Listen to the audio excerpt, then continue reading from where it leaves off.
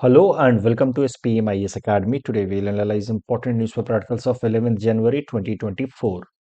Please note you can download the PDF version of today's newspaper analysis by clicking the link given in the comment section. This is the list of the topics that we will be covering from today's newspaper. First article is about significance of Maldives for India and likewise the significance of India for Maldives. This topic is important from our syllabus GS paper 2 international relations point of view. तो GS paper 2 में जो आपका topic है India and its neighbourhood relations, उसमें Maldives is going to be very important this year, you know, because of the obvious reasons. हाल फिलहाल में मालदीव के अंदर सरकार बदली है। वहाँ पे पहले थी मालदीवियन डेमोक्रेटिक पार्टी की सरकार, which was friendly to India, and then वहाँ पे फिर सरकार बदल गई, पीपीएम पार्टी की सरकार आ गई और उसके नए president Mohamed Muizzu who has replaced Ibu Solih. तो जब तक ईबू सोली थे प्रेसिडेंट, एमडीपी की सरकार थी, Maldives was very friendly to India. But सरकार बदलने के बाद से जो पीपीएम की जो ट्रेडिशनली अप्रोच ही रही है एंटी इंडिया, वही रिफ्लेक्ट कर रहे हैं, anti India tendency and pro China tendency reflect कर रहे हैं उनके नए प्रेसिडेंट मोहम्मद मूजी। ये आप देख सकते हैं, the new president, Maldivian president Mohamed Muizzu. तो कई सारे अप्रोच उन्होंने लिए हैं, एक्शन उन्होंने लिए हैं which can be considered as anti India and pro China. For example, he chose China to be one of his first overseas visit, और चाइना विजिट के दौरान 21 नए एग्रीमेंट साइन हुए हैं।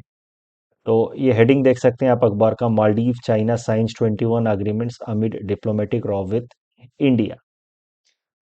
And at the same time, the new president has asked India to withdraw its military personnel who were stationed in Maldives, that too to train the Maldivian army. तो उन्हीं को train करने के लिए हमारे Indian army के personnels थे वहाँ पे, as per the agreement with the previous government. उसको इंडियन आर्मी को वहाँ से विड्रॉ करने के लिए कहा नए प्रेसिडेंट ने। Agreement between India and Maldives with respect to water survey, दोनों देश मिल करके वाटर सर्वे कर रहे थे in Indian ocean and in Maldives, उसको स्क्रैप कर दिया।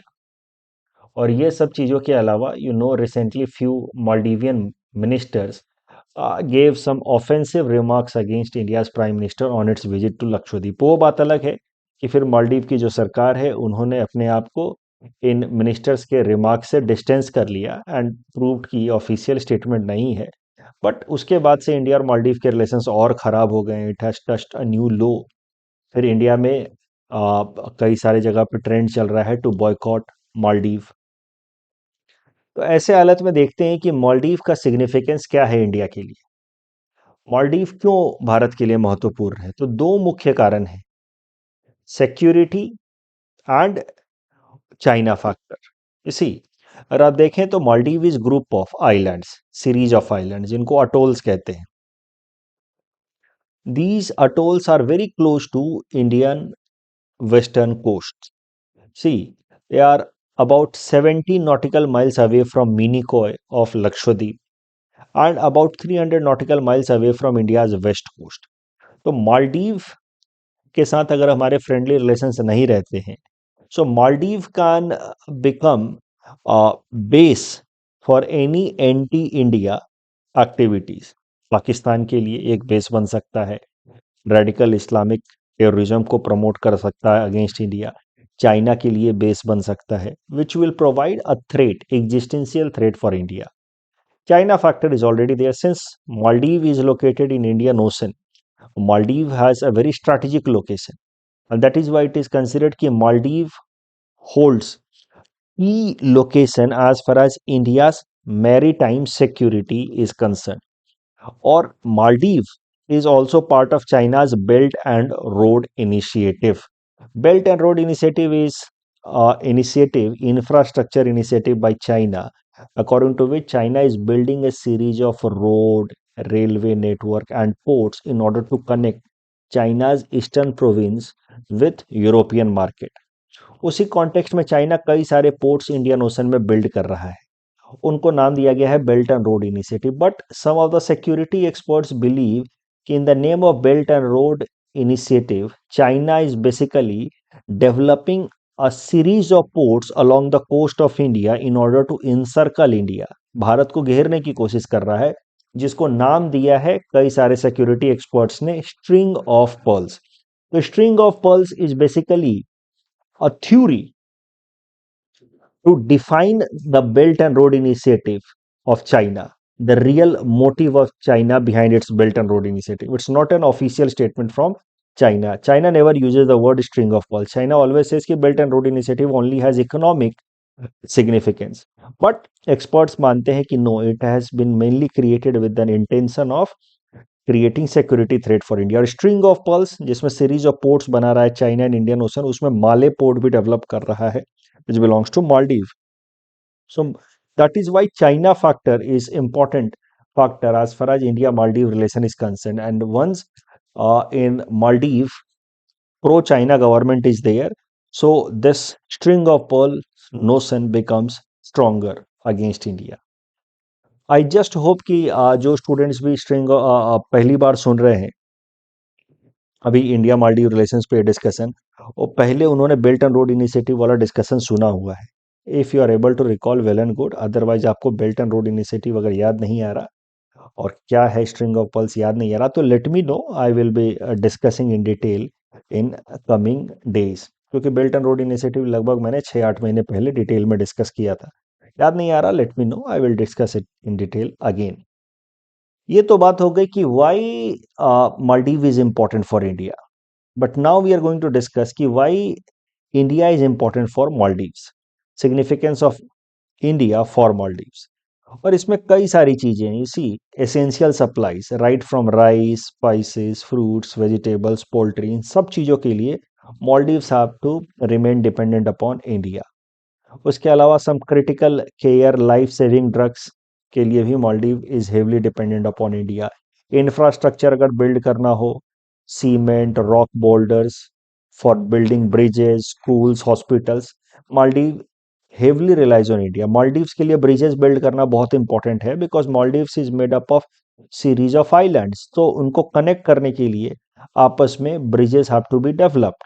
तो उसके लिए भी जो भी रॉ मटेरियल चाहिए वो मेन सप्लाई इंडिया से ही जाता है. एजुकेशन की बात की जाए, again since Maldives is group of islands only, small islands, it does not have well developed education system, especially higher education की बात की जाए तो Maldivian students come to India in large number every year in order to attain higher education services. तो education के लिए भी Maldives heavily depends on India. Economic dependence की बात की जाए तो mostly Maldives does trade with India only. Help India helps Maldives during disasters. For example tsunami जब 2004 में आया था मालदीव के अंदर, India was first to send help. 2014 में मालदीव के अंदर वाटर क्राइसिस हुई थी. मालदीव की जो मेन आइलैंड है माले, द कैपिटल सिटी, वहां पे वाटर क्राइसिस आया था. क्यों? क्योंकि मालदीव के अंदर नेचुरल फ्रेश वाटर तो मिलता है नहीं, तो Maldives depends upon desalination plants in order to create fresh water. और डीसैलिनेशन प्लांट फेल हो गया था मालदीव का 2014 में. उस टाइम में India overnight air lifted drinking water to Maldives in order to help them. तो इस तरीके से इंडिया ने overnight, you see island nation which is Maldives in the Indian ocean has no natural water sources and consumes only treated sea water. जब उनका desalination plant fail हो गया तो it was India who helped Maldives overnight. उसके अलावा India is overall security provider to Maldives also. जब 1988 में वहां पे मिलिट्री कू करने की कोशिश की गई against the then president Abdul Gayoom, then India send Indian forces in Maldives to prevent this military coup. और ऑपरेशन जो लॉन्च किया गया था उस टाइम उसका नाम था ऑपरेशन कैक्टस. तो दिस अगेन प्रूव्स कि India is the first one to respond in case of any crisis in Maldives. इन सब चीजों से क्या पता लगता है हमें कि Maldives needs India more than India needs Maldives. तो इस तरीके का प्रश्न पूछा जा सकता है. ये जो प्रैक्टिस क्वेश्चन मैंने आपको दिया है मेंस में, इसको आपको एक्सप्लेन करना होगा. कंक्लूजन में आपको लिखना होगा कि India has all the advantages with respect to Maldives vis-a-vis China. See, we have geographical proximity, we have cultural proximity, सो मालदीव थोड़ी बहुत अगर अपने आप को डिस्टेंस करने की कोशिश करता भी है इंडिया से, and it wants to develop proximity with China, yet India should not be very much worried about such approach of Maldives, because Maldives is located in such a manner that it has to ultimately have to come into the folds of India. So for that reason, India should not see any approach or attempt by Maldives to distance itself from India as essentially an anti-India stand. One can conclude like this also, कि the India Out campaign recently seen in Maldives is of course not in interest of India, but it can be more detrimental to the interest of Maldives. The next topic is about Sagar mission, the Sagar vision. This topic is again important from our syllabus GS paper 2 international relations point of view. देखिए, सागर का full form होता है security and growth for all in the reason.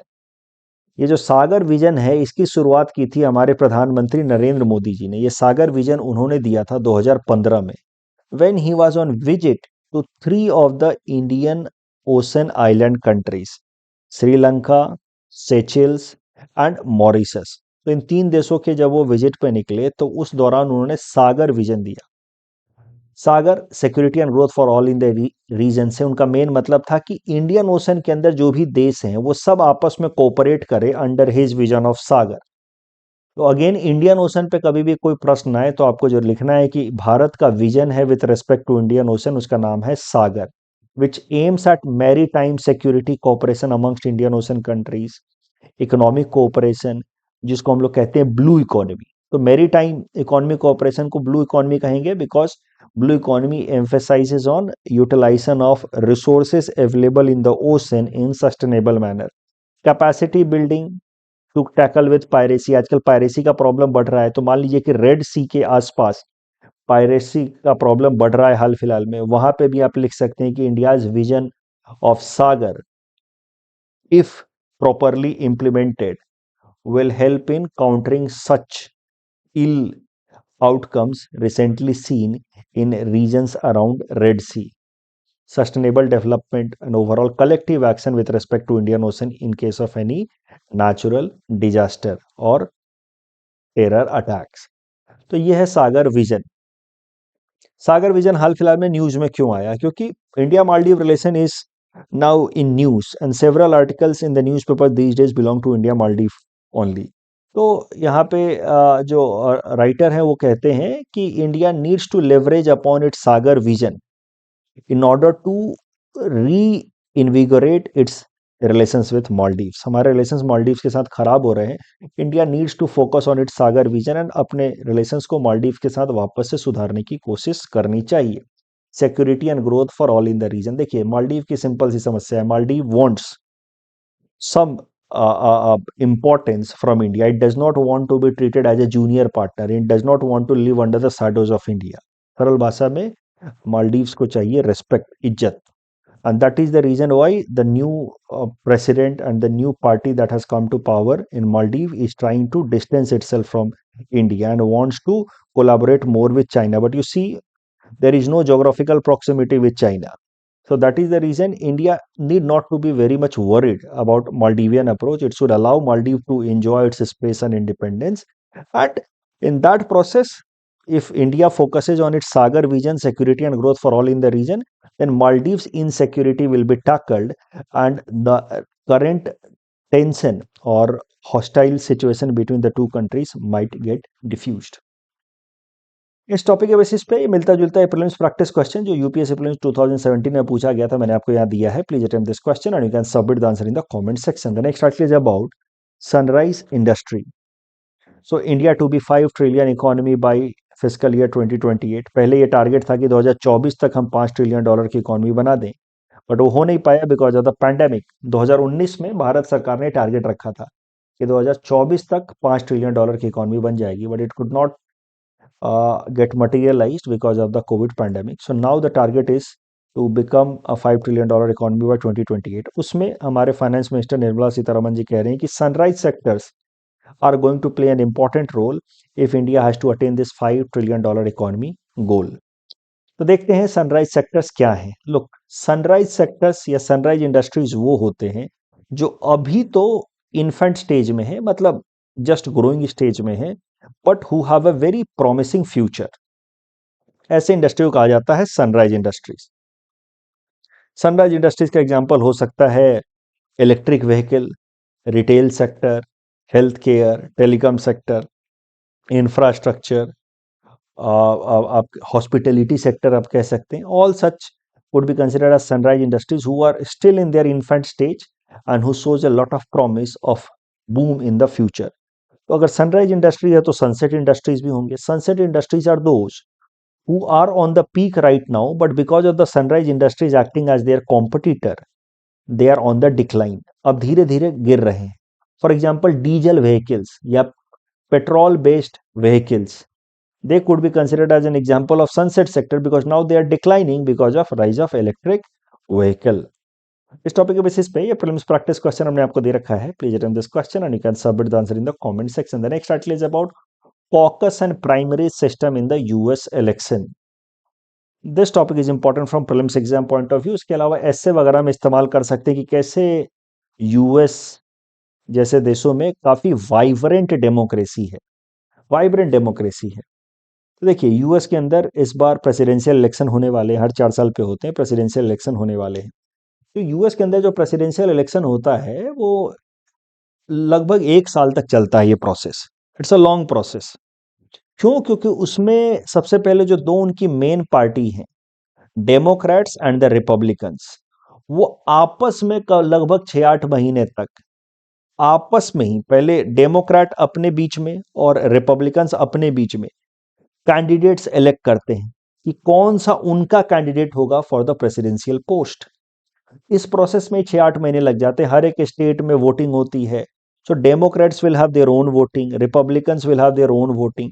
Democrats के supporters अलग इकट्ठा होते हैं, Republicans के सपोर्टर्स अलग इकट्ठा होते हैं, डिस्कशन होता है, डिबेट होता है और उसके बेसिस पे वो अपना अपना कैंडिडेट चुनते हैं। तो Democrats after a lot of debate discussion will come up with their own candidate. Similarly, Republicans, after a lot of debate, discussion amongst their supporters and followers, will come up with their own candidate. And then finally, the two candidates will be in the fray, one from the Republican, another from the Democrat. And then the elections will be conducted. And then the final winner will be decided.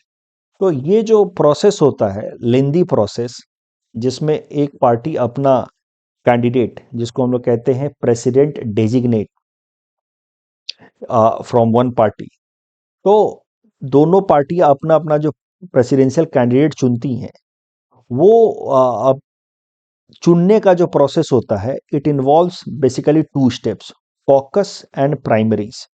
Caucus में क्या करते हैं, जैसे Democrats का जब caucus होगा तो इनके वोटर्स 50 स्टेट में अलग अलग जगहों पे कॉमन पब्लिक प्लेसेस में से स्कूल्स में, जिम्नाजियम में, चर्चेज में इकट्ठा होंगे, डिबेट डिस्कशन करेंगे कि नहीं हमें तो ये वोट पसंद है, कोई नहीं नहीं हमें तो ये कैंडिडेट पसंद है, इसकी ये अच्छी बात है, वो अच्छी बात है। खूब डिबेट डिस्कशन होता है। बाद में फिर डिबेट डिस्कशन के बाद वोटिंग होती है, open voting by raising hands कि हाँ भैया बताओ कौन इसको सपोर्ट कर रहा है, कौन इसको सपोर्ट कर रहा है। ऐसे करके कॉकस में मोटा मोटा पता चल जाता है कि कौन 2 या 3 कैंडिडेट बहुत पॉपुलर है। That goes for democrats as well as republican separately. तो अंत में 2 कैंडिडेट या 3 कैंडिडेट बच जाते हैं थ्रू कॉकस। और कॉकस के बाद होती है प्राइमरीज। प्राइमरीज में फिर सीधी सीधी वोटिंग होती है, वेयर द पीपल और voters go to the polling station and check the box, यानी कि टिक करते हैं for their favourite candidate. So caucus और प्राइमरीज के बाद the candidate from each party is decided और फिर उनके बीच में इलेक्शन होता है to decide the president. So this is a very vibrant process of electing a president. This is a good example of intra-party democracy. देखिए बिना किसी लीडर या पार्टी का नाम लिखे ही आप हिंट्स दे सकते हैं कि how in our country the political parties in advance declare कि if they get into power who will be the prime minister. But that clearly is an indication of lack of intra-party democracy.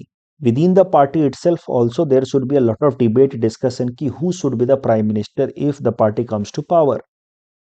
और ये सब होता है US के अंदर through their processes known as caucus and primaries. तो this could be an example of very vibrant democracy. कल जो हमने आपको प्रैक्टिस क्वेश्चन दिया उसमें पहला स्टेटमेंट गलत है, गांधी जी रिटर्न इन 1915। दूसरा तीसरा स्टेटमेंट सही है। एंड यहाँ पे दूसरा स्टेटमेंट गलत है।